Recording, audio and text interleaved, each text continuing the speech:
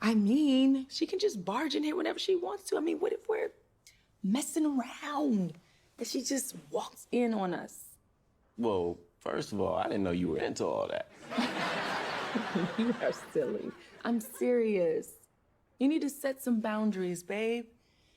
I mean, it's just too much. She's gonna have to give you that key back.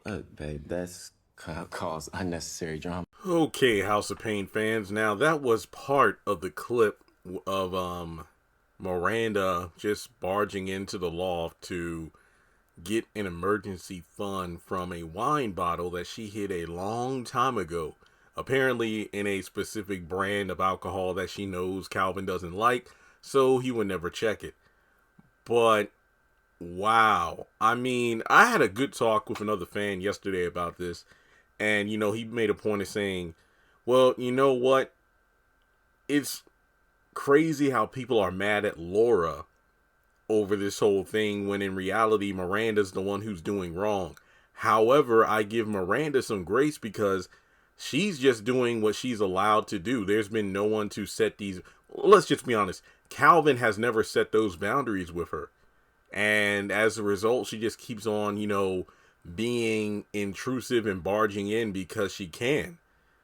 But she fails to realize that this isn't her loft anymore. Calvin has a whole fiance now. And like Laura says in the clip, there's no telling when she'll pop in. Like, what if we're trying to be intimate and she just pops in like that? And then she says, hey, get the emergency key back. And some people are looking at Laura like she's crazy. But in reality, she's making a solid point. I mean, how would you feel if you were, engaged to someone and their ex had access to their home or apartment or whatever, and they just came in at the drop of a hat? No pre-call, no nothing. Any time of day, they just pop in. That's jacked up. The emergency key makes sense in the context of, hey, I need to go back to the loft because something that's related to our child. Anything else, no. So at the end of the clip, Calvin's like, well, you want me to ask for the key back? That would just cause a lot of unnecessary drama. Well, to be honest here, you don't even need to take the key back. All you need to do is just have a conversation of, hey, Miranda, you can't keep popping up like that unannounced. Because last time you did that, you messed up my first impression with Laura's parents. And then me and Laura were having a, intimate, just a cozy moment, and then you interrupted that. I mean, it's one thing for her to barge in and whatnot. I mean, yes, that was her emergency fund, but at the same time, you could have at least called or something. But then she's like, oh, are those hash browns? It's like, come on, Miranda. To me personally, the worst offense of Miranda barging in was, I believe, season 10. I think that was the season it was. And it was like the family game night episode where it was, pretty much the whole family there, Laura included. And then Miranda randomly came by, Calvin and Ella's house. And she's like, wait, y'all having family game night without me? And then she just stayed. And it wasn't the fact that she just stayed, but she was literally throwing her past relationship with Calvin in Laura's face by bringing up memories and whatnot during charades and whatever games they were playing. And then by the end of the episode, Laura was the one that apologized to Miranda. And then Miranda was the one giving her attitude about how, no, we can't be friends. And it's like, what the hell? You're the one who literally made the whole night awkward because you wanted to include yourself. Miranda, no. Look, yeah, Calvin's still trash for cheating on his fiance twice at this point. But Miranda, it's just, there are some things you shouldn't have to tell somebody because they're a freaking adult. Like, how old are these characters? Why do you not understand that you can't just barge in to Calvin's loft like that anymore? It's not yours. And it's funny because if you go back to season 11? Was it 11 or 10? When, what was her name? Victoria, the realtor, when Calvin sold, or at least signed the paperwork to have the loft sold, because apparently he was going to get a new place to live.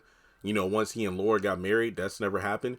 But all I'm saying is it would have been crazy if, let's say, the loft was sold and, let's say the bottle was gone, or let's say the new tenants opened the bottle, found the money, and that would have been it. What would Miranda do at that point?